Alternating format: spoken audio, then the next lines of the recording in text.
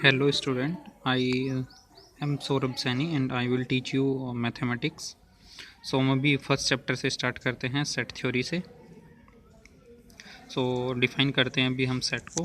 So set is a define as the collection of objects of things of a particular kind. Example cricket team, pack of card, school children. These are the proper set of collection.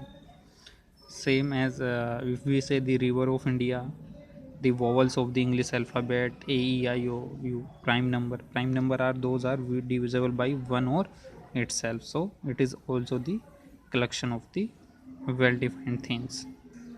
Natural number 1, 2, 3, 4, etc. Set is also represented by the capital letter A, B, C.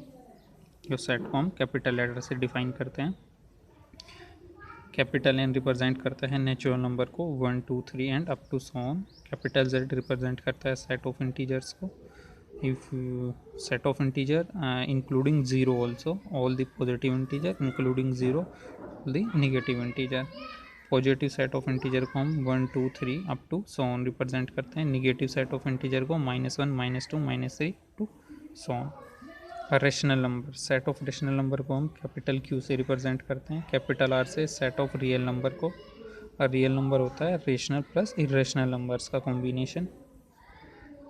Are plus set of positive real number को, Q plus set of positive rational number को. तो set की another definition भी है. Set को हम define करते हैं as a collection of object. और कौन सा collection? Well defined collection of objects. So set is defined as well defined collection of objects. In the element of a set are represented by small letter A, B, C. जो set के अंदर जो भी लिखे रहेंगे that will be elements or members or object of a set. So each and every element of set A belong to itself set. Say A is the element of set capital A, तो A belongs to capital A. Same here B belongs to capital A, C belongs to A, D also belongs to A. A is a set and A, B, C, D are the member or object of the set.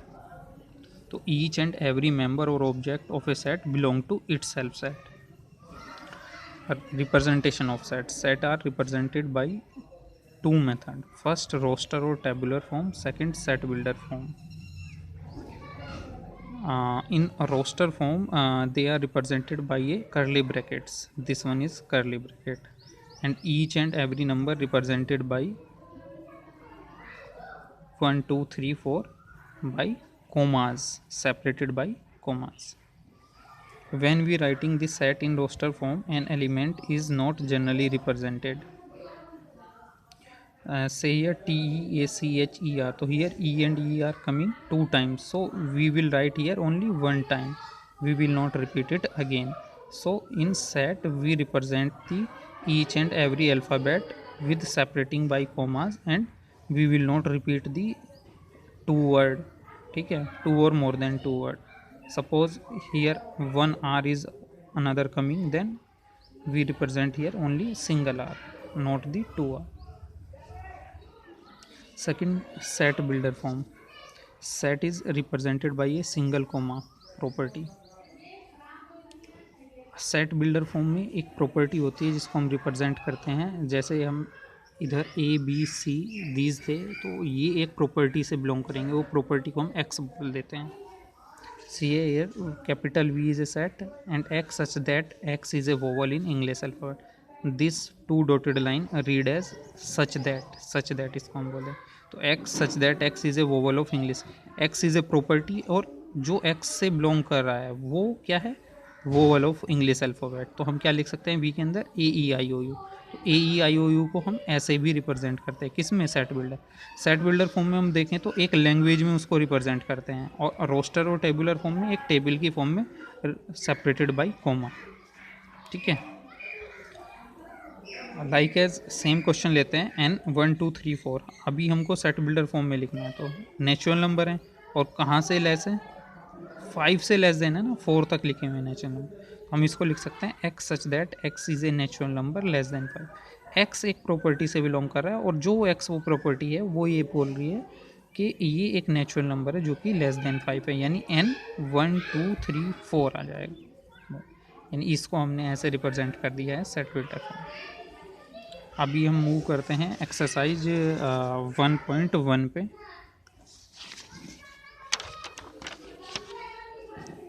तो first आपसे request है कि आप अभी अपनी book open कर लीजिए और क्वेश्चन देखिए बुक से। बुक में फर्स्ट क्वेश्चन है the collection of all the months of a year beginning with the letter J.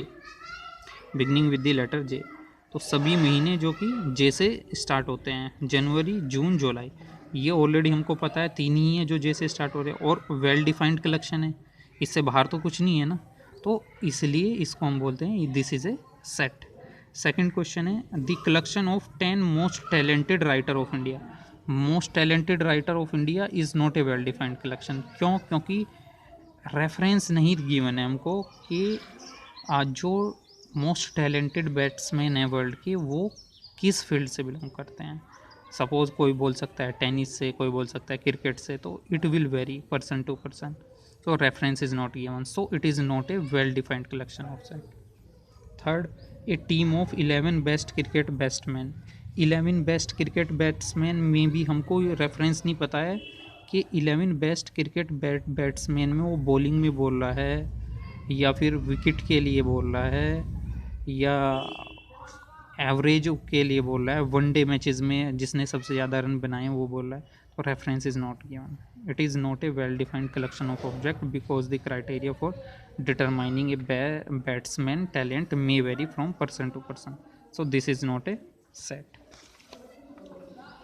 Fourth question, the collection of all boys in your class। Collection of all boys in my class, मेरे को तो सब पता है अपनी boy class के सभी boys का, तो हम क्या कह सकते हैं well defined collection of object. It is a well defined collection of object because we can identify the boys in my class. Fifth one है question the collection of all natural number less than 100। Collection of all natural number less than 100 भी define है, 1 से लेकर के है 2 3 4 up to 99, so this is also a set. Sixth one,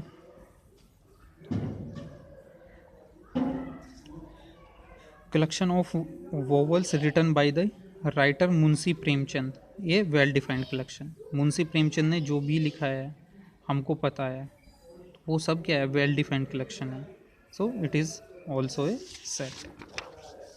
next one,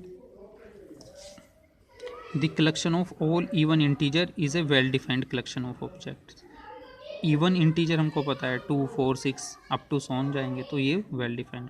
ऐसे ही आपको 8th भी क्वेश्चन है, ये आप समझ ही गए हैं, बेसिक है, ये भी सेट है, और ऐसे ही 9th क्वेश्चन सेम।